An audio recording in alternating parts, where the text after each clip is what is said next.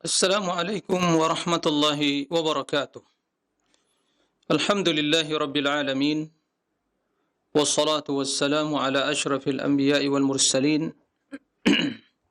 Nabiyyina Muhammadin wa ala alihi wa sahbihi ajma'in. Wa man tabi'ahum bi ihsanin ila yaumiddin.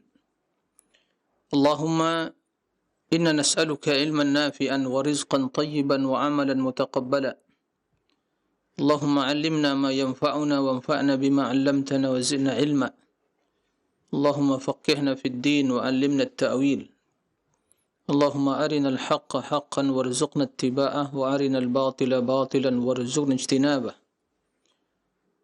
أما بعد إخوة الإيمان كمسلمين dan muslimat, para pemirsa dan juga para pendengar rahimakumullah. Alhamdulillah, segala puji dan syukur kita haturkan kehadirat Allah tabaraka wa ta'ala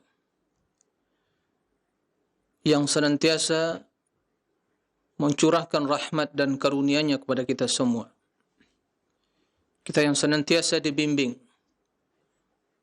untuk meningkatkan ketakwaan dan iman kita, mempersiapkan bekal menuju negeri akhirat, belajar ilmu agama, serta berbagai kemudahan dan pertolongan untuk beribadah kepada Allah Subhanahu wa ta'ala, yang masih memberikan kepada kita kesehatan dan kesempatan, sehingga pada hari ini, hari Jumat, kita masih diberi umur sampai memasuki bulan Sya'ban, dan ini adalah tanggal pertama, hari pertama dari bulan Sya'ban, tanggal 1 dari bulan Sya'ban, yang tentunya setelah Sya'ban akan datang bulan Ramadan. Semoga Allah Subhanahu wa ta'ala memberkahi hidup kita di bulan Sya'ban dan memberikan kesempatan kepada kita untuk bersua dengan bulan Ramadan. Allahumma amin. Salawat dan salam mari kita perbanyak ucapkan untuk Nabi yang mulia, Nabi Muhammad sallallahu alaihi wasallam. Allahumma salli ala Muhammadin wa ala ali Muhammad. Ikhwatal iman, kaum muslimin dan muslimat, para pemirsa dan juga para pendengar rahimakumullah.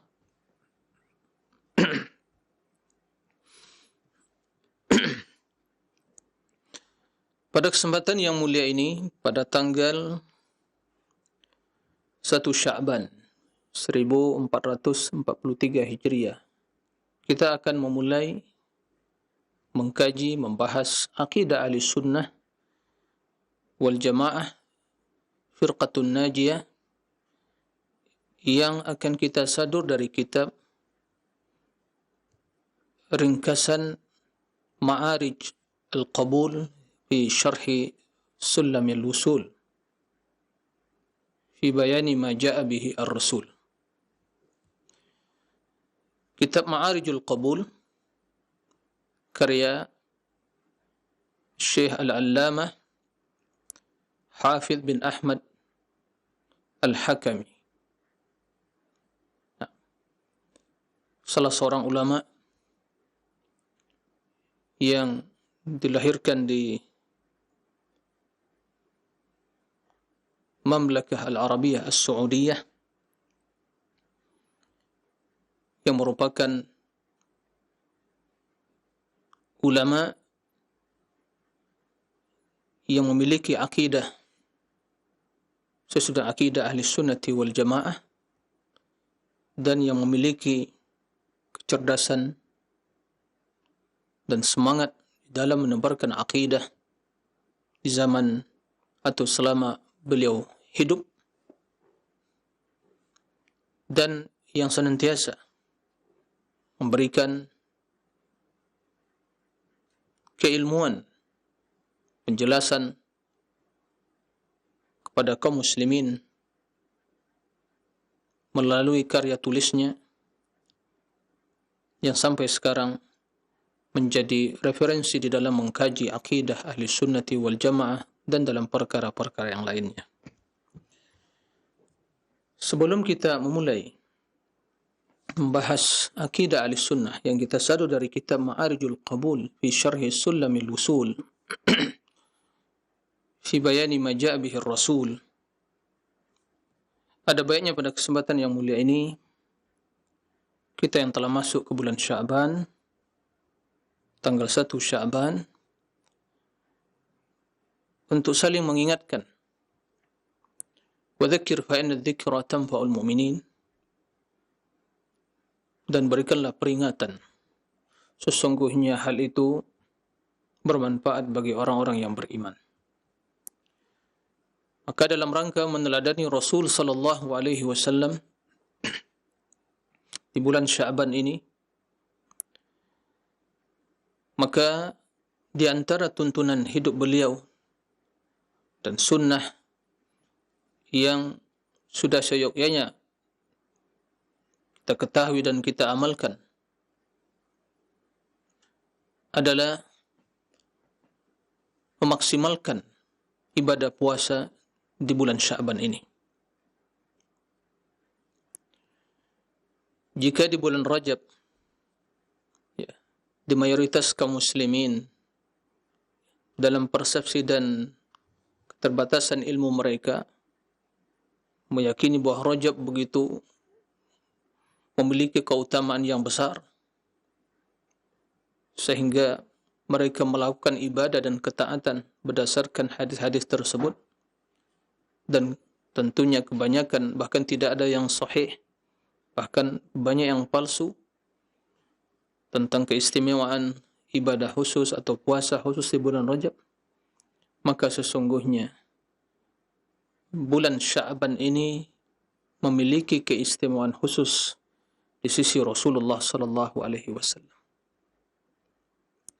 Dan ternyata banyak manusia yang lalai dalam bulan ini. Sementara sebagaimana dalam hadis Rasulullah SAW menjelaskan, di bulan Sya'ban ini Allah mengangkat amalan para hamba. Tentu yang diangkat oleh Allah Subhanahu wa taala adalah amal-amal yang saleh. Diriwayatkan oleh Imam Al-Bukhari dan Muslim dari Ummul Mukminin Aisyah radhiyallahu anha qalat, kana Rasulullah sallallahu alaihi wasallam yasum hatta naqul la yuftir wa yuftiru hatta naqul la yasum. وما رأيت رسول الله صلى الله عليه وسلم استكمل صيام شهر إلا في رمضان وما رأيته أكثر منه أو أكثر صياما منه في شعبان. Ummul Mukminin Aisyah radhiyallahu anha menjelaskan, Rasulullah sallallahu alaihi wasallam berpuasa sampai-sampai kami mengatakan beliau tidak pernah berbuka. Sebaliknya beliau berbuka sampai-sampai kami mengatakan beliau tidak puasa. Dan kata Aisyah radhiyallahu anha, saya tidak pernah melihat Rasulullah sallallahu alaihi wasallam berpuasa sebulan penuh kecuali di Ramadan. Dan juga saya tidak pernah melihat beliau banyak berpuasa di selain Ramadan, seperti puasa di bulan Sya'ban. Ini merupakan sunnah Rasulullah SAW. Banyak berpuasa di bulan Sya'ban. Dan di dalam hadis lain, tatkala beliau ditanya oleh salah seorang sahabat, ditanya, ya Rasulullah, kenapa engkau banyak berpuasa di bulan Sya'ban? Tidak seperti di bulan lain kecuali di Ramadan. Maka beliau menjawab, dzaka syahrun yaghfalu anhu katsirun minan nas, dzaka syahrun yarfa'ullahu bihi wa yarfa'ullahu bihi a'mal al-ibad. Fa uhibbu an yurfa 'amali wa ana sha'im. Bahwa bulan Sya'ban ini bulan yang banyak manusia terlena yang banyak manusia lalai dalam beribadah dan manfaatkannya. Antara Rajab dan Ramadan. Maka kita perhatikan di bulan Rajab, Masya Allah, padahal tidak ada hadis yang sahih, yang spesial ya untuk beribadah dan puasa secara khusus. Di bulan Sya'ban terdapat hadis yang sahih yang menjelaskan Rasulullah banyak berpuasa. Dan hikmahnya di antara penyebabnya bulan yang manusia banyak lalai di dalam Sya'ban ini. Kemudian di dalam bulan Sya'ban, amalan manusia, amalan hamba diangkat oleh Allah Subhanahu wa taala. Dan yang akan diangkat oleh Allah berarti amalan yang baik. Ya, yarfa'illahu alladhi na'am ilaihi yas'adul kalimut thayyib wal 'amalus shalih yarfa'uh. Kalimat-kalimat yang baik, pujian-pujian yang baik itu naik menuju Allah. Kemudian Allah mengangkat amal saleh para hamba. Maka dalam rangka mengingatkan diri pribadi dan seluruh kaum muslimin di mana saja berada sebagai bukti kecintaan kepada Rasulullah. Karena kecintaan harus dibuktikan dengan amalan, dengan ibadah dan ketaatan. Maka mari kita bersama-sama meneladani Rasulullah sallallahu alaihi wasallam dan memaksimalkan ibadah puasa di bulan Sya'ban ini. Begitu juga melatih diri kita untuk banyak membaca Al-Quran, karena akan datang bulan Al-Quran setelah bulan Sya'ban. Diharapkan dengan kita terbiasa di bulan Sya'ban ini banyak membaca Al-Quran, mengkhatamkan sekali, 2 kali, 3 kali, sehingga diharapkan di bulan Ramadan akan lebih terasa ringan bagi kita, karena diri kita telah terbiasa melakukan suatu ketaatan atau amal soleh. Ya, ini yang ingin disampaikan, mudah-mudahan menjadi peringatan bagi kita semua, mengingatkan ya kita semua betapa pentingnya kita terus menggali, mengkaji, mempelajari sunnah-sunnah Rasulullah, kemudian memohon kepada Allah pertolongan dan kemudahan di dalam melaksanakannya. Allahumma inna ala dzikrika wa syukrika wa husni ibadatik. Ikhwatal iman, kaum muslimin dan muslimat, para pemirsa dan juga para pendengar di mana saja antum berada, semoga senantiasa dalam lindungan Allah dan taufiknya. Allahumma amin. Sebagaimana dijelaskan tadi bahwa kita akan memulai mengkaji pembahasan tentang akidah ahli sunnati wal jamaah. Para pemirsa dan para pendengar mungkin masih ingat ya, bahwa sudah banyak kitab-kitab ya, ahli sunnah yang ditulis oleh para ulama ahli sunnah tentang akidah yang telah kita kaji ya, dalam media yang penuh berkah ini. Kita telah mengkaji akidah atau penjelasan akidah Imam Syafi'i. Kita telah membahas tentang syarah sunnah lil Imam Al-Muzani, murid senior Imam Al-Muzani. Kita juga telah pernah membahas ya, kitab yaitu usul atau i'tiqad ahli sunnah wal jamaah di Abu Bakar Al-Ismaili. Kita juga telah pernah mengkaji kitab Aqidatus Salaf wa Ashabul Hadith Imam As-Sabuni. Ya. Dan juga telah pernah membahas kitab Tajridut Tauhid Imam Al-Miqrizi. Semua mereka ya, diawali dengan imam mereka itu Imam Syafi'i Muhammad bin Idris Asy-Syafi'i Al-Qurashi Al-Muttalibi. Kemudian murid-murid beliau yang setia berjalan di atas sunnah mengikuti akidahnya. Imam Al-Muzani, Abu Bakar Ismaili, kemudian As-Sabuni, na'am. Kemudian Tajridut Tauhid Imam Al-Miqrizi yang hidup di abad ke-8 Hijriah. Ya. Kemudian kita juga telah pernah membaca kitab Al-Ibanah fi Usulid Diyanah karya Imam Abul Hasan Al-Asy'ari.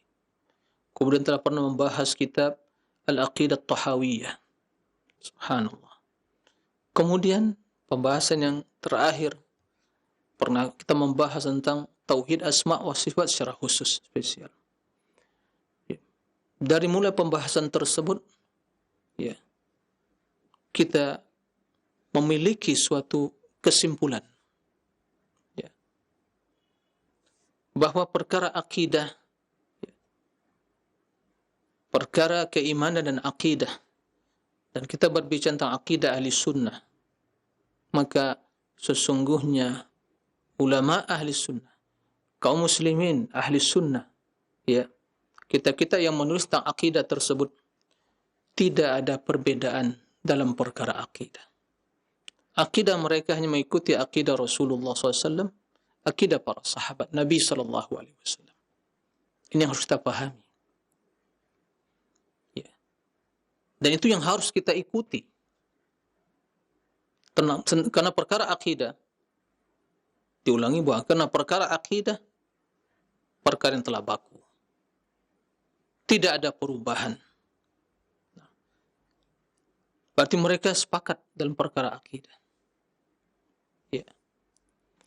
Dan sesungguhnya kalau kita ingin membaca kitab-kitab ulama yang lain dari madhab yang mengikuti madhab Abu Hanifah atau madhab Malik, ya, atau Imam Ahmad, maka kita akan mendapatkan, ya, substansi yang sama tentang akidah, kontennya sama, kendati redaksinya, teksnya yang berbeda.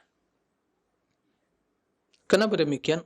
Karena sumber pengambilan akidah mereka sama, Al-Quran dan hadis, mengikuti salafus saleh. Ini yang harus kita pahami, ini yang harus kita yakini, sehingga tidak ada warna-warni dalam akidah, ya, atau dalam konsep hidup beragama. Akidahnya si fulan, ya, fikihnya si fulan, tarekatnya si fulan. Sementara terjadi kontradiksi dan perbedaan. Ya. Nah, ini yang harus kita pahami. Tarekah itu jalannya sama. Jalan kita ikuti untuk menuju Allah.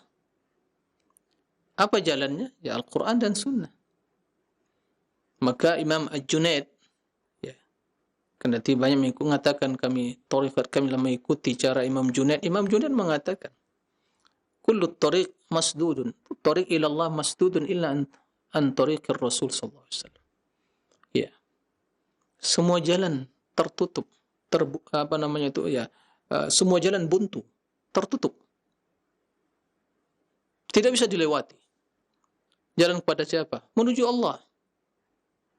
Kecuali jalannya Rasulullah sallallahu alaihi wasallam. Beliau mengatakan, ya, ilmu kami ini ilmu yang dilandasi Al-Quran dan Sunnah. Man lam yahfadil Quran wa la ya'rifus sunnah fala yu'taddu bihi. Siapa yang tidak menghafal Al-Quran dan mengkaji sunnah, maka keilmuannya, ya, tidak diakui. Itu perkataan Imam Al-Junaid. Orang yang zuhud, ahli ibadah, tapi semangat berilmu dan beribadah di atas Al-Quran. Begitu juga Imam Abul Hasan Al-Asy'ari dalam kitab Ibana Usulud Diyanah. Beliau telah mengakui dan bertaubat untuk kembali pada akidah Ahlussunnah.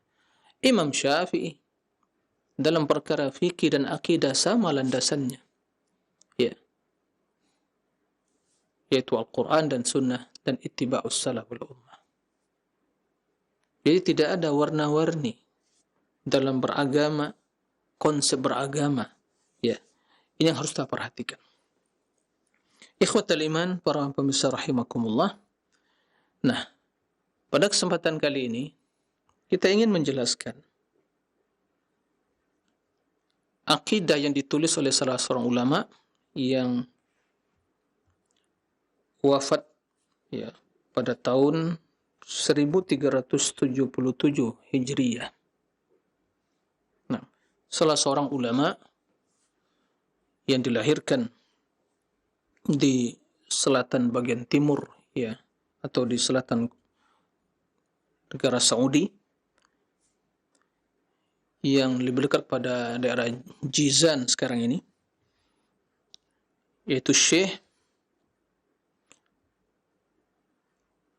Al-Allamah Hafidh bin Ahmad bin Ali Al-Hakami. Dilahirkan pada tahun 1342 Hijriah, bertepatan 1924 Masehi, dan wafat pada tahun 1377 Hijriah. Jadi kalau kita perhatikan, kita kurangi dari tahun wafat beliau dan tahun kelahirannya, beliau hanya berumur 35 tahun atau lebih. Subhanallah, umur yang singkat. Umur yang singkat, akan tetapi penuh dengan keberkahan. Nah,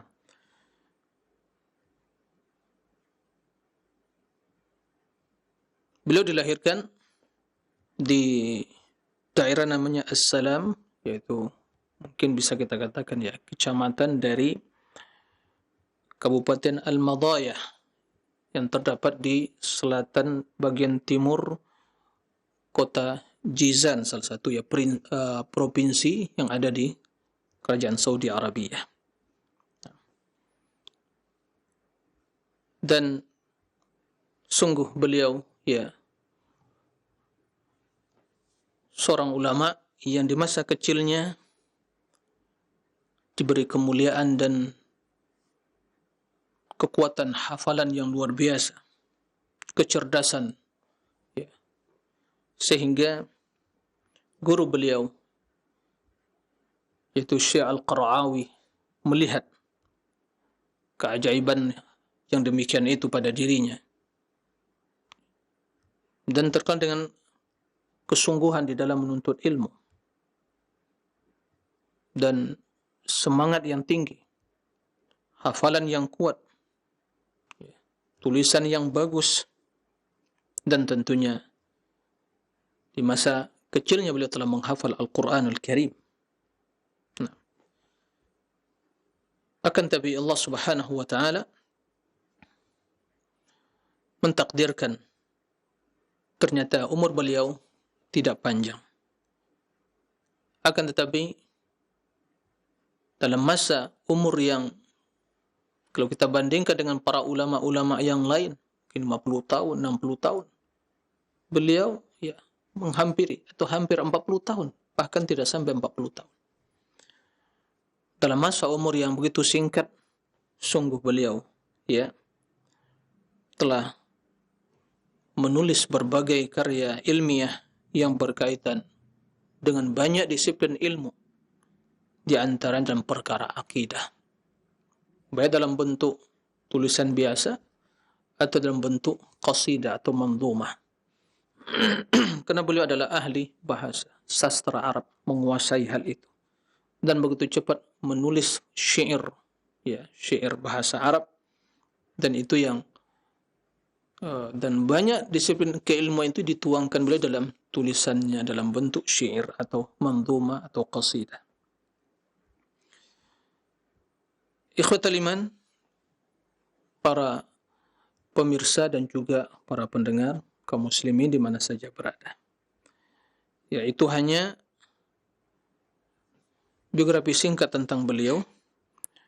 Beliau diwafatkan ya atau beliau wafat pada tahun 1377 Hijriah seusai melaksanakan ibadah haji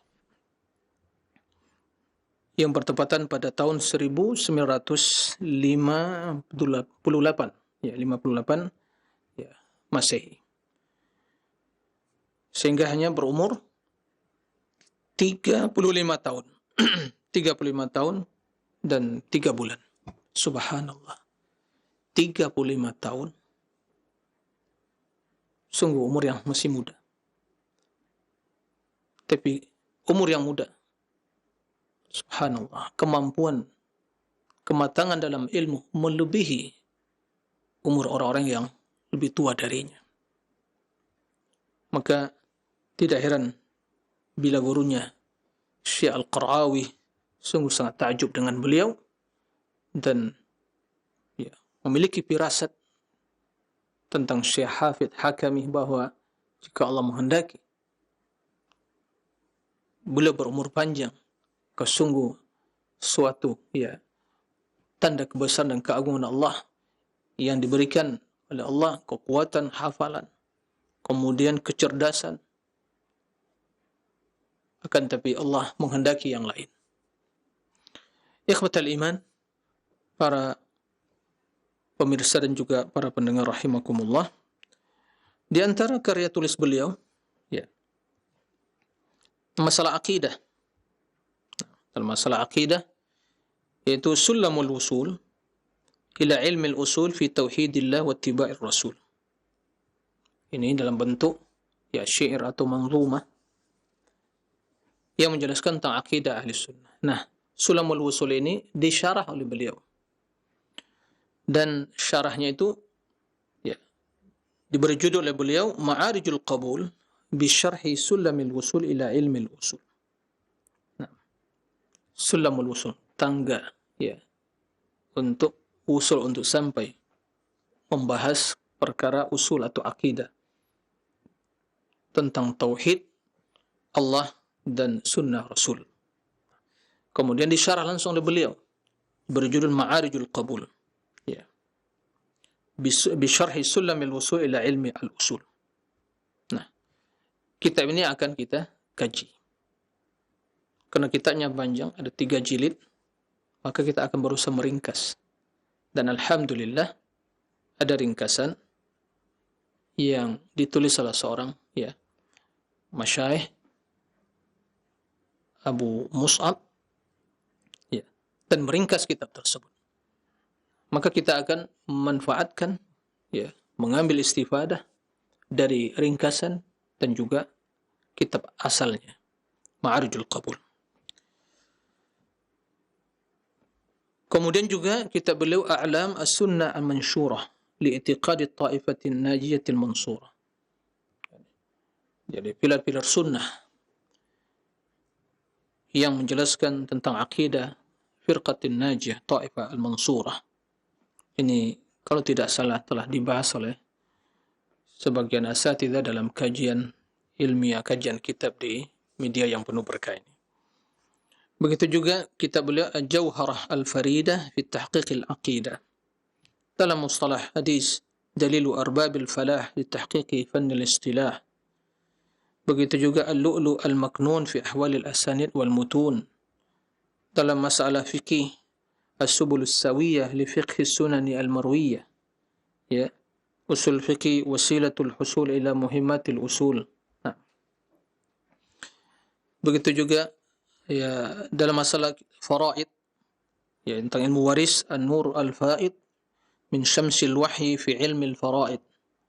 Dalam masalah sejarah, tarikh wasirah nabawiyah, sirah nabawiyah, Nailus Sawli, na'am, min tarikh al-umam wa siratul rasul. Nah, atau Nailus Sul min tarikh al-umami wa siratul rasul. Dalam masalah tentang ya nasihat, tentang mau'izah, tentang adab dan akhlak ya, beliau memiliki kitab Nasihatul Ikhwan ya, dan ini juga manzumah. Kemudian kitab yang lain Al-Manzumah Al-Mimiyah fil Wasayah wal Adab Al-Ilmiyah. Dia juga memiliki kitab Miftahu Daris Salam bitahqiqi Syahadatul Islam. Juga Syarhul Waraqat fi Usulil Fiqh ya bil Ma'ali Al-Juwaini. Hamziyatul Islah bitashji'i al-Islam wa ahli wa tamassuk kull at-tamassuk bi asasihi wa aslihi. Nah, itu kitab-kitab yang ditulis oleh beliau dalam kurun waktu yang sangat singkat.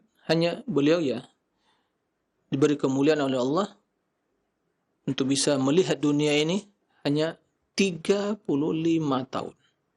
Subhanallah, tidak sampai 40 tahun. Tapi keberkahan ya, keberkahan yang luar biasa dalam hidup. Nah, ini yang pelajaran yang sangat berharga. Tatkala kita menjelaskan biografi beliau ini yang sangat berharga dalam hidup kita. Seorang yang mungkin panjang umurnya, tapi tidak ada keberkahan. Kenapa? Dia tidak memanfaatkan umur dan waktu dalam ketaatan dan ubudiyah kepada Allah Subhanahu wa taala. Ya. Tidak belajar ilmu agama. Hidupnya habis hanya untuk dunia. Di akhir kehidupannya, dia mengatakan, saya ingin jadi orang baik. Saya ingin belajar. Saya ingin ibadah.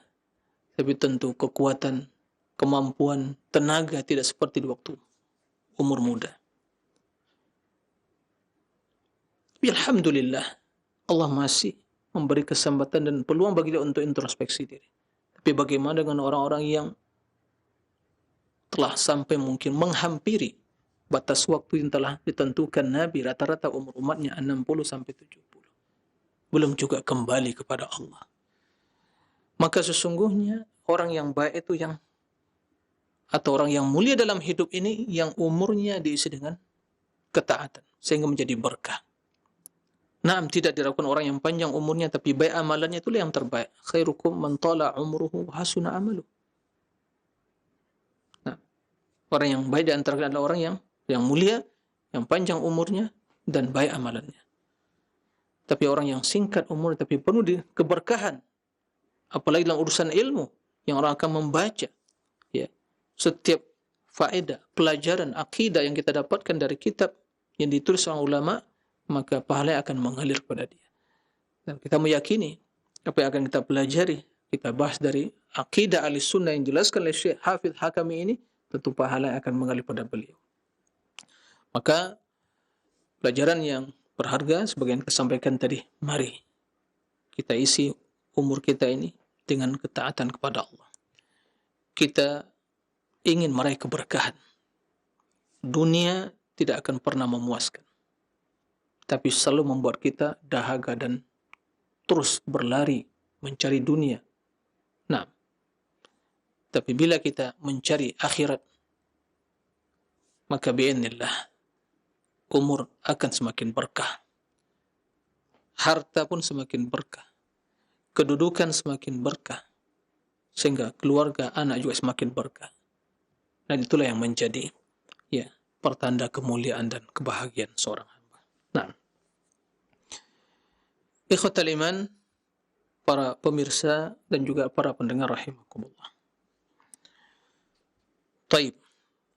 Kita tidak akan membaca syairnya atau manzumanya, tapi akan langsung membaca syarah yang dijelaskan oleh beliau, dan sebagaimana yang dijelaskan tadi juga ringkasan dari kitab Ma'arju Al-Qabul. Akan tapi pada kesempatan yang mulia ini, di awal pembahasan tentang Ma'arju Al-Qabul ini, kita perlu membaca sedikit dari penjelasan atau muqaddimah yang ditulis oleh Imam Al-Syekh Al-Allamah Hafidz Al-Hakami rahimahullah. Di dalam muqaddimah tersebut beliau menjelaskan, memperkenalkan Allah kepada para hamba. Sehingga begitu dia memulai muqaddimah, beliau menyebutkan berbagai nama dan sifat-sifat Allah Subhanahu wa taala dan juga tentang kekuasaan Allah Subhanahu wa taala. Yang kesimpulannya adalah jika Allah yang maha mulia, yang maha perkasa, yang maha agung, maka dialah yang berhak diibadati. Maka barang siapa yang tidak kenal kepada Allah, tidak mengenal nama-nama dan sifatnya, tidak mengenal rububiyahnya, tidak mengenal Allah yang berhak untuk diibadati, maka sungguh dia tidak akan pernah meraih kebahagiaan dan kemuliaan. Taib.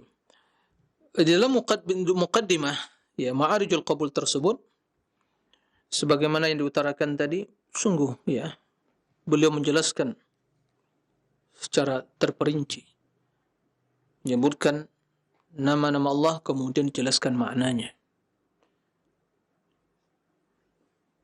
yang bisa disimpulkan bahwa muqaddimah adalah sebagai penjelasan syarah tentang asma wa sifat. Dan pembahasan asma wa sifat telah kita bahas. Ya. Kendati jiwa yang cinta kepada Allah, hati yang bersih dan pengagungan pada tidak akan pernah bosan membahas hal itu. Tapi karena konsentrasi kita pada kesempatan kajian tentang kitab Ma'ajul Qabul ini, pembahasan perkara-perkara yang dijelaskan oleh beliau, dan juga dalam pembahasan nantinya kita akan membahas, akan mencakup pembahasan ini tentang tauhid asma wa sifat, tauhid rububiyah dan uluhiyah, dan perkara keimanan yang lain tentang masalah iman pada para malaikat, iman pada para rasul, pada kitab, yaumul akhir, dan pada qada dan qadar, dan perkara-perkara akidah yang lainnya yang merupakan prinsip beragama ahli sunnati wal jamaah at-taifah al-mansurah al-firqatun najiyah. Nah, maka kitab ini subhanallah ya secara sistematis ya runut permasalahan atau mengkaji permasalahan akidah yang boleh dikatakan ya secara menyeluruh, yang komprehensif. Nah, makanya perlu untuk dikaji dan dibahas. Dan pembahasan ini ya, kenapa mungkin ada bertanya, bukankah kita masyarakat yang bermadzhab Syafi'i, kenapa kita dibahas mungkin ulama yang bermadzhab Hambali? Tidak ada masalah, karena tidak ada perbedaan masalah akidah. Kita ingin membuktikan pembahasan tentang masalah akidah yang ditulis oleh para ulama Syafi'i telah kita bahas, sudah banyak sekali. Sang kita ingin membuktikan, maka tidak ada lagi pernyataan ini monopoli tertentu akidah. Ini akidah misalnya si fulan, ini akidah ya kelompok si fulan. Tidak ada, sama. Ulama lintas madhab yang mengikuti sunnah akidahnya sama. Tatkala membaca kitab ditulis oleh ulama Maliki tentang yang tentunya ulama yang mengikuti ya sunnah, bukan mengikuti ya akidah ahlul kalam. Ya, sama pembahasannya. Begitu membaca apalagi kitab tulis oleh ulama Al-Hanabilah. Membaca kitab ulama Syafi'i, masih banyak kitab yang lain sesungguhnya, ya. Tapi kita ingin memberikan penjelasan, ingin mengirim ya satu untayan risalah surat kepada kaum mukminin ya, melewati ya mimbar ilmu dan media yang mulia ini, bahwa akidah itu tidak ada perbedaan di dalamnya. Ya. Tidak boleh berbeda dalam masalah akidah, itu prinsip. Nah, tapi dalam pembahasan masalah ya amaliyah dalam artian furu' fiqhiyah, yang di sana para ulama berbeda pendapat dalam masalah fiqhiyah dan furu'iyah. Ya, bukan masalah prinsip dasar yang jelas, masalah solat wajib begini rukun, tidak berbeda. Tapi perkara-perkara ijtihadiyah yang tentunya semua ya memiliki semangat untuk mengenal kebenaran, untuk mengikuti kebenaran, mengikuti Rasulullah SAW. Maka itu perkara sudah kita maklumi bersama. Terdapat luar biasa ya toleransi dalam hal di antara para ulama. Mereka tidak saling bermusuhan. Mereka tidak saling menghina, tidak saling menyalahkan, tidak saling mengadukan, ya, tidak saling memperkarakan. Ya, perbedaan biasa. Karena semangat mencari kebenaran, ya. Maka silakan dilihat, ya, dikaji kembali. Tapi karena kejahilan yang mendominasi hidup manusia zaman sekarang ini, banyak pandai bicara, tapi ya sangat dangkal keilmuannya, maka sikap-sikap ya arogansi yang dan juga ya sikap tendensius itu yang dipertontonkan. Ya. Maka dalam hal ini kita harus lebih dewasa dalam perkara hal-hal ijtihadiyah, ya masih ada di sana ranah untuk bertoleransi selama hal itu tidak ada dalil secara tekstual menjelaskan secara suri dan nyata menjelaskan hukumnya tadi. Maka ini ranah untuk berijtihad. Para ulama berbeda pendapat. Tapi perkara akidah, mohon maaf, tidak ada ijtihad dalam perkara akidah. Ya, karena ini perkara keimanan, perkara yang telah baku, jelas. Ya, hanya ada satu warna di sini, yaitu warna putih. Ya, seperti itu. Tidak ada akidah yang warna-warni. Tidak ada akidah yang warna-warni. Dan juga tidak boleh beragama, prinsip beragama, akidah si fulan, thariqah si fulan, nggak ada sama ya. Akidah itulah thariqah kita. Ya. Prinsip dan konsep beribadah tadi. Akidah. Manhaj dalam istilah, atau madhab. Bagaimana seorang mukmin dalam beribadah, dalam beragama? Ya.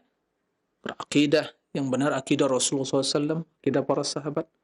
Beribadah sesuai dengan tuntunan beliau. Berakhlak dalam tazkiyatun nafs sesuai dengan tuntunan Rasulullah SAW. Telah lengkap semuanya, nggak perlu cari-cari yang lain. Ya, nah ini yang itulah ahli sunnah wal jamaah. Taib. Para pemirsa dan kaum muslimin, para pendengar mana saja berada, sebagaimana saya sampaikan tadi, beliau di muqaddimah kitab Ma'arijul Qabul, Syekh Hafidz Al-Hakami menjelaskan, ya, mungkin bisa dikatakan ya penjelasan secara ringkas atau secara singkat tentang makna asma wa sifat. Nah, karena perkara yang telah pernah kita bahas, ya, tidak akan kita ulangi, kecuali nanti akan sampai pembahasan tentang asma wa sifat. Tapi satu hal yang ingin disampaikan pada kesempatan kali ini, begitu beliau dengan panjang lebar menjelaskan ya nama-nama Allah Subhanahu wa ta'ala dan maknanya. Kemudian ya setelah itu ya beliau menyebutkan amma ba'du. Kata beliau, fa'lamu rahimakumullah annahu la salaha lil ibad wala falah wala najaha wala hayatan tayyibatan wala sa'adatan fid darain wala najatan min khizyid dunya wa 'adzabil akhirah illa bima'rifati awwali mafrudin 'alaihim wal 'amal bihi. وهو الأمر الذي خلقهم الله عز وجل له وأخذ عليهم الميثاق به وأرسل به رسله إليهم وأنزل به كتبه عليهم ولأجله خلقت الدنيا والآخرة والجنة والنار وبه حقت الحاقة ووقعت الواقعة وفي شأنه تنصب الموازين وتتطاير الصحف وفيه تكون الشقاوة والسعادة وعلى حسب ذلك تقسم الأنوار ومن لم يجعل الله له نورا فما له من نور وذلك الأمر هو معرفة الله عز وجل بإلهيته وربوبيته وأسمائه وصفاته وتوحيده بذلك. Taib. Yang artinya atau kesimpulannya, kata beliau, ketahuilah, semoga Allah merahmati kalian semua. Sesungguhnya la solaha,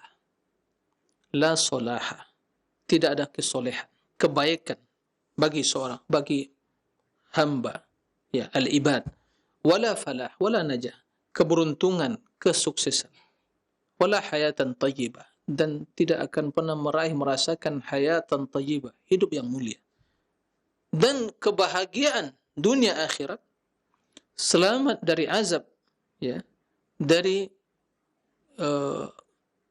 khizyid dunia, ya, kejelekan dunia, dan azab akhirah, kecuali dengan mengetahui ya kewajiban yang pertama atas mereka wal amal bi, dan mengamalkannya. Timbul pertanyaan, apa kewajiban yang pertama? Kewajiban yang pertama dan utama bagi kita semua. Ya. Ini yang harus kita ketahui. Umur kita mungkin ada yang udah 40, 50, 60. Kalau dunia mungkin begitu banyak, di rekening kita ada miliaran mungkin ya. Tapi sampai detik ini, yang kita telah berumur, sudahkah kita mengetahui kewajiban utama dan pertama kita untuk meraih kemuliaan, kebahagiaan, kesuksesan, hidup yang mulia, dunia akhirat? Ya. Mungkin sekolah juga belajar udah sampai ke tingkat tertinggi dalam jenjang pendidikan akademik. Ya. Mungkin dah profesor, doktor, kalau ada mungkin lagi masih ada yang tinggi dari itu, gelar akademik mungkin telah dia dapatkan. Ya. Begitu panjang. Di depan atau di belakang namanya itu fulan-fulan, begitu banyak gelar-gelar akademik yang diraih. Penghargaan. Ya, tidak diragukan. Orang yang belajar, ya, orang yang berpendidikan, tapi sudahkah mengetahui perkara yang pertama dan yang utama yang wajib untuk dipelajari, yang itu merupakan sebab utama kebahagiaan, kebaikan, keberkahan, hidup yang mulia, kesuksesan dunia dan akhirat? Ini yang harus menjadi perhatian. Taib. Yaitu kata beliau, wa huwa al-amru alladhi khalaqahum azza wa jalla lahu wa akhadha 'alaihim al-mitsaq wa arsala bihi rusulah. Perkara yang pertama, kewajiban yang pertama tersebut yaitu adalah perkara yang merupakan tujuan mereka diciptakan.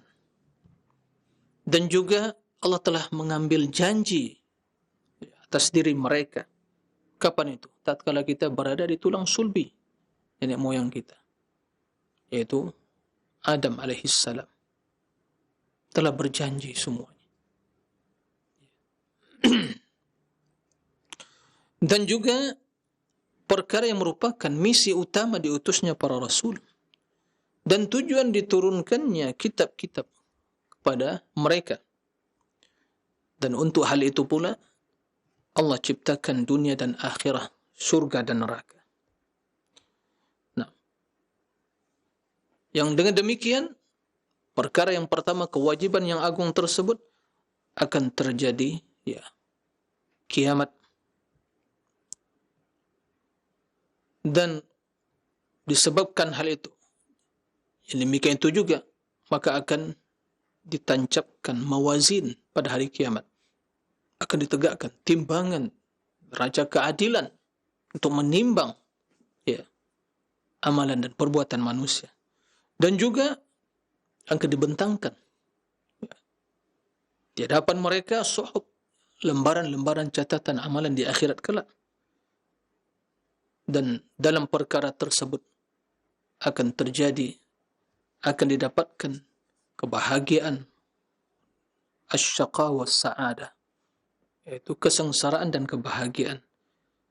Berdasarkan perkara tersebut, yaitu kewajiban pertama tersebut, maka juga cahaya akan dibagi kepada manusia sesuai dengan tingkatan keimanan, keilmuan, pengetahuan mereka tentang perkara yang merupakan kewajiban utama dan pertama itu. Dan tentunya barang siapa yang tidak diberi oleh Allah cahaya, maka tidak seorang pun yang akan bisa memberikan cahaya yang akan menerangi kehidupan dia di akhirat. Nah, apa perkara yang menjadi kewajiban pertama dan yang utama atas setiap hamba? Ini penjelasannya. Wa dzalikal amru huwa ma'rifatullah. Wa ma'rifatullah azza wa jalla bi ilahiyatihi wa rububiyatihi wa asma'ihi wa sifatihi wa tauhidihi bidzalik. Nah, ini kewajiban. Ini wajib. Ya. Wajib bagi setiap muslim mempelajari hal ini. Mengenal Allah disebutkan di sini dalam tiga sisi. Tiga hal. Ilahiyatihi, bahwa Allah yang berhak diibadati. Wa rububiyatihi, rububiyah perbuatan Allah. Wa asma'i wa sifatihi, nama-nama dan sifatnya. Wa tauhidihi bidzalik, dan mentauhidkan Allah dengan semua hal itu. arti mengesahkan Allah dalam seluruh perkara yang demikian itu. Maka itu dikenal dengan 3 tauhid yang kita baca, yang kita belajar, yang kita imani. Tauhid uluhiyah, tauhid rububiyah, asma wa sifat. Ketiga tauhid ini itu terdapat dalam Al-Quran. Terdapat dalam Al-Quranul Karim. Karena kata beliau tadi, untuk tujuan yang mulia tersebut memperkenalkan Allah kepada hamba, maka diturunkan Alkitab. Maka kita mendapatkan dalam Al-Quranul Karim penjelasan tentang 3 perkara tersebut. Rububiyah, uluhiyah, asma wa sifat. Maka sungguh sangat aneh bin ajaib. Dan yang sebagai begitu jauhnya sebagai muslimin dari banyak dari kalangan muslim tidak memahami hakikat ini. Bahkan di kalangan para akademisi, bahkan juga yang tampil di mimbar mengatakan pembagian tersebut itu bid'ah, kata dia. Bahkan yang lebih aneh lagi, itu rekayasa Ibnu Taimiyah, Muhammad Abdul Wahab, kata dia. Ya subhanallah, kalamu rabbik Al-Quranul Karim. Ama taqra Al-Quranul Karim, tidakkah Anda membaca Al-Quran? Fihi bayanun min rabbik, dalam terdapat penjelasan dari Rabb. Menjelaskan bahwa Allah memiliki rububiyah. Apa arti rububiyah? Ya, perbuatan Allah.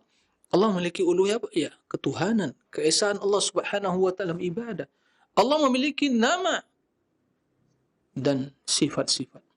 Semua hal itu wajib diimani. Maka sungguh sangat disayangkan bagi kaum muslimin yang baca Al-Quran tapi tidak mengimani substansi dari meyakini keimanan dan akidah yang merupakan substansi dari apa yang dia baca. Ya, tentu penyebabnya karena metodologi atau konsep keilmuan ahlul kalam yang berkembang, yang itu yang didoktrinkan, ya, sehingga terjadi penyimpangan di dalam memahami agama. Ini tujuan yang pertama. Jadi, sebagaimana disampaikan tadi, dalam muqaddimah yang panjang, mungkin sampai 6 halaman, Syekh Hafidh Hakim menjelaskan tentang keagungan Allah, lam yattakhidh waladan wa lam yakun lahu sahib, jelaskan tidak memiliki anak, tidak diperanakan, yang maha sempurna, memiliki nama, ya, disebutkan makna dari setiap nama-nama tersebut, kemudian yang memiliki kekuasaan, kemudian di akhir dialah Allah yang berhak diibadati, maka beliau menyebutkan i'lamu, ketahuilah. Jadi seolah beliau ingin menjelaskan pada kita, ini Rabb kalian yang memiliki nama-nama dan sifat-sifat dan rububiyahnya, itulah Rabb kalian. Itulah Rabbul Alamin yang memiliki kekuasaan, memiliki keagungan, kemuliaan, kesempurnaan. Itulah Rabb yang berhak diibadati. Maka ketahuilah kebahagiaan kalian, kemuliaan kalian, kesuksesan dunia dan akhirat, hidup yang mulia, ya, untuk menjadi orang yang mulia dunia akhirat, agar timbangan kebaikan lebih berat, agar dalam catatan amalan kebaikan akan banyak di sana, amal ibadah, tauhid, maka kewajiban pertama bagi setiap individu untuk belajar mengetahui apa? Ma'rifatullah. Dalam sisi apa? Uluhiyatuh, rububiyatuhu, wa asma' wa sifat. 3 perkara. Ini yang selalu kita ulang-ulang. Kenapa? Karena substansi, ya, Al-Quranul Karim. Silakan baca Al-Quranul Karim. Begitu pertama baca Fatihah, apa yang kita dapatkan? Alhamdulillah. Bahkan begitu Bismillah, udah Bismillah Allah. Ar-Rahman Ar-Rahim, Ar-Rahman Ar-Rahim. Alhamdulillah, Alhamdulillah. Siapa Allah? Rabbul Alamin. Ar-Rahman Ar-Rahim. Jadi Rabb, Allah yang Rabbul Alamin itu memiliki nama Ar-Rahman Ar-Rahim. Berarti sifatnya rahmah. Maka dengan rahmat Allah kita bisa mengkaji, kita bisa membahas, kita bisa berbuat, kita bisa beribadah, mengenal kebenaran. Rahmat Allah. Dan dengan rahmat kita hidup. Dapat makanan, minuman, pakaian, tempat tinggal. Semua rahmat Allah Subhanahu wa ta'ala. Rahmat yang luas, rahmat yang spesial. Setelah itu apa? Malik yaumiddin, nah, semua kekuasaan Allah. Apalagi di akhirat. Tidak ada yang berkuasa kecuali Allah Subhanahu wa taala. Kemudian setelah itu kita berikrar. Terus 17 kali dalam salat kita, rakaat salat. Iyyaka na'budu wa iyyaka nasta'in. Ya Allah, hanya kepada Engkau kami menghambakan diri. Engkau yang hanya kami ibadati, ya Allah. Berarti Allah yang berhak diibadati, uluhiyatuh. Ilah. Dan tempat mohon pertolongan, itu ibadah juga. Dan pertolongan itu sifat Allah. Dan memohon pertolongan itu ibadah kita. Isti'anah, lihat isti'anah, memohon pertolongan, itu ibadah. Itu amalan kita. Itu uluhiyah, itu uluhiyah, itu ibadah kita. Akan tetapi al-aunu, pertolongan, itu sifat Allah. Allah yang memberikan pertolongan.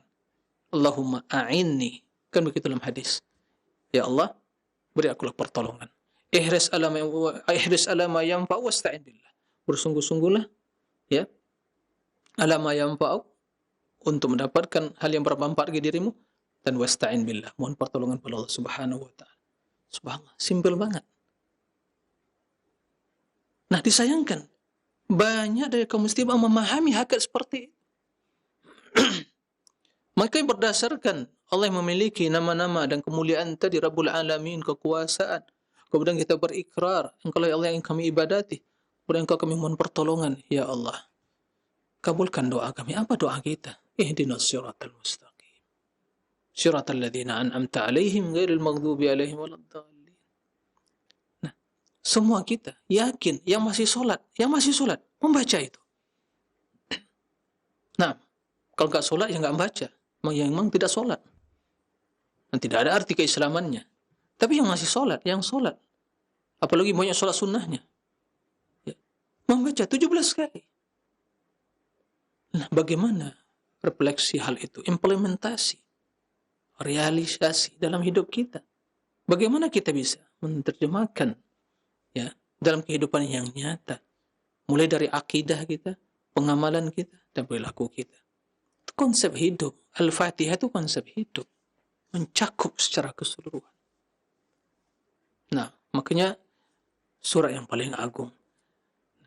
Jadi bukan rekayasa ulama itu.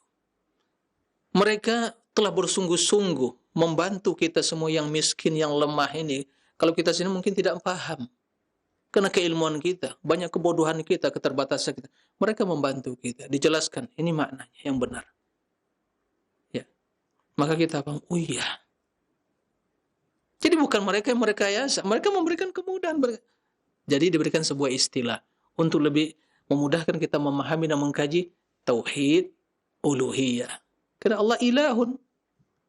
Tauhid ibadah. Tauhid rububiyah, Rabbul Alamin. Tauhid, karena tauhid kalimat yang syar'i. Ya, Rasul yang mengucapkan, sahabat yang juga telah mengenal tauhid kan gitu.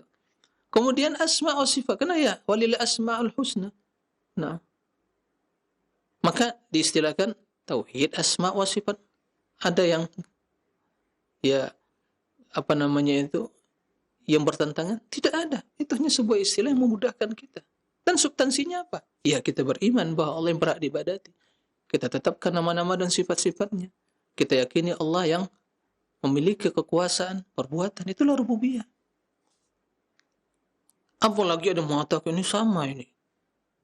Membagi tauhid seperti Trinitas saja kata dia. Subhanallah. Trinitas suatu kekufuran. Tauhid adalah keimanan. Kok bisa sama? Ya, semoga Allah memberikan ya hidayah pada kaum mukminin agar memahami hal ini. Nah, ini yang harus menjadi ya. Kita lanjutkan sedikit lagi ya. Apalagi wa ma'rifatu ma yunaqiduhu aw ba'dahu min asy-syirki wat ta'til wat tashbih wat tashabbuh wa ijtinabi dzalik.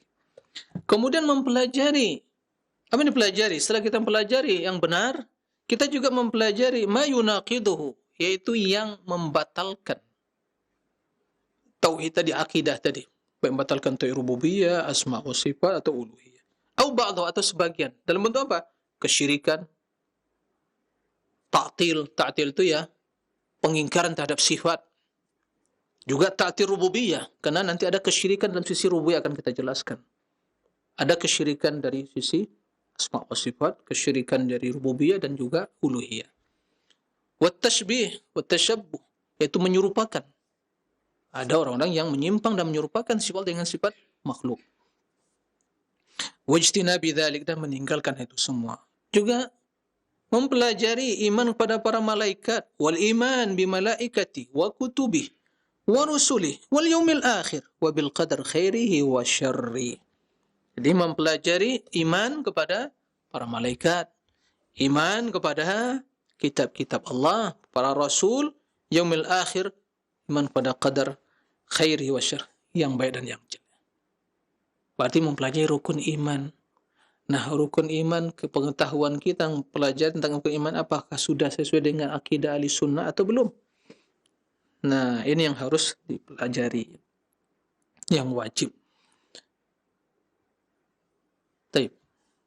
Jadi, itu yang berkaitan dengan pembahasan perkara yang paling wajib. Nah, jalan yang harus kita ikuti untuk mempelajari hal itu, jalan siapa? Itu jalannya Rasulullah, dan ini yang akan dijelaskan oleh beliau pada pembahasan selanjutnya. Karena waktu membatasi kita cukupkan sampai pembahasan tersebut. InsyaAllah akan kita lanjutkan pada pembahasan yang akan datang. Nah, demikian. Wallahu a'lam. Jazakallahu khairan. Terima kasih kami ucapkan untuk kesediaan Ustaz menyampaikan bimbingan serta pelajaran yang bermanfaat di kesempatan Jumat pagi hari ini. Selanjutnya kami akan berikan kesempatan untuk Anda yang bertanya. Kami bacakan terlebih dahulu Ustaz dari saudara kita Abdullah di Sarwito, Pinrang, Sulawesi Selatan. Assalamualaikum Ustaz, seperti yang sudah dijelaskan bahwa di bulan Sya'ban disunahkan memperbanyak ibadah seperti ibadah puasa. Yang ingin kami tanyakan bagaimana cara pelaksanaannya. Berapa jumlah dan di hari apa? Apakah berturut-turut atau bagaimana? Mohon penjelasannya Ustaz. Jazakumullahu khairan. Silakan. Nah, terima kasih atas pertanyaan dari saudara Abdullah, barakallahu fiik. Nah, tadi dijelaskan bahwa di antara sunnah Nabi SAW di bulan Sya'ban ini banyak berpuasa. Ya, kalau kita kembali kepada redaksi hadis Aisyah tadi, ma ra'aituhu aktsara siyaman minhu fi Sya'ban. Artinya, saya tidak pernah melihat Rasul banyak berpuasa ya, selain di bulan Ramadan seperti di bulan Sya'ban. Dan tidak disebutkan di situ hari-hari tertentu. Artinya sepanjang hari di bulan Sya'ban ini diperbolehkan berpuasa. Mau berturut-turut, ya, mau selang-seling begitu, mau hanya mungkin Senin Kamis saja, atau pertengahan bulan, silakan. Diperbolehkan. Ya, karena bahkan sebagian disebutkan dalam redaksi, yaitu kana yasumu Sya'ban kullah. Bahkan beliau, ya, dalam sebagian riwayat yang sahih disebutkan beliau berpuasa Sya'ban secara keseluruhan. Tapi para ulama menjelaskan makna kullah di sini bukan berarti ya sebulan penuh, karena tadi jelaskan bahwa Aisyah menuturkan yang berpuasa, beliau berpuasa sebulan penuhnya di Ramadan. Adapun di bulan yang lain itu banyak berpuasa. Ya, dan puasa merupakan amalan rutinitas Rasulullah SAW. Senin Kamis beliau berpuasa. Nah, maka Sya'ban ini berpuasa. Terserah, sesuai dengan kemampuan kita. Sesuai dengan kemampuan kita. Nah, mau setiap hari, mau selang-seling, mau ya Senin Kamis saja, tafadhal. Ya, tidak ada pembatasan penentuan hari secara khusus. Tentunya tidak diragukan Senin Kamis, karena itu hal yang selain dari Sya'ban, tentu di setiap bulannya itu disunahkan. Begitu juga pertengahan bulan, maka silakan. Ya, tidak dibatasi. Nah, demikian, wallahu a'lam. Ustaz barakallahu fikum, terima kasih atas penjelasannya dan jawabannya. Selanjutnya kami berikan kesempatan untuk Anda yang bertanya via telepon. Silakan. Halo. Halo, Assalamualaikum. Waalaikumsalam warahmatullahi wabarakatuh. Dengan siapa ini, di mana? Dengan Ibu Puyun di Sulawesi Tenggara. Silakan Ibu, pertanyaannya. Begini Ustadz, saya kan sudah beberapa bulan mau hampir 1 tahun melaksanakan puasa Daud. Terus di bulan ini saya tidak mengikuti puasa, ibadah puasa untuk bulan ini. Jadi saya lanjut saja puasa Daud, tidak apa-apa itu Ustaz. Ya, baik Ibu. Ya, bagaimana solusinya? Apakah saya lanjut? Karena kebetulan kan saya selang-seling pas hari Jumat saya tidak puasa, hari Sabtu lagi puasa, begitu Ustaz. Iya. Mohon pencerahannya. Ya. Ya, Assalamualaikum warahmatullahi wabarakatuh. Waalaikumsalam warahmatullahi wabarakatuh. Silakan Ustaz. Waalaikumsalam warahmatullahi wabarakatuh. Ya, terima kasih kepada Ibu di Sulawesi Tenggara. Barakallahu fiik. Ya, semoga Allah memberikan keistiqomahan kepada kita semua dan kepada Ibu ya, alhamdulillah. Masya Allah ya, bisa beri kekuatan oleh Allah untuk berpuasa ya, puasa Daud. Ya, teruskan kebaikan tersebut Ibu, silakan. Apalagi di bulan ya Sya'ban, silakan. Ya, kalau itu menjadi suatu kebiasaan Ibu, teruskan. Tidak ada masalah. Ya, mudah-mudahan ya Allah Subhanahu wa taala ya meneguhkan kita di atas keimanan dan amal soleh dan menerima amal ibadah kita. Dan juga semoga Allah berikan ya keikhlasan kepada kita semua dalam berubudiyah. Nah, tidak ada masalah, silakan dilanjutkan. Wallahu a'lam. Ya, jawaban yang terakhir pada kesempatan kali ini. InsyaAllah akan kita lanjutkan pembahasan tentang akidah Ahlussunnah wal Jamaah pada kesempatan yang akan datang. Melanjutkan penjelasan dari kitab Ma'arijul Qabul ya Syarhi Sulamil Wusul fi Tauhidi Rasul. Naam, karya Syekh Hafidh Al-Hakami rahimahullahu taala biidznillah. Nah, demikian wallahu a'lam wa sallallahu wa sallam Muhammad wa alihi wa sahbihi wa sallim. Wassalamualaikum warahmatullahi wabarakatuh.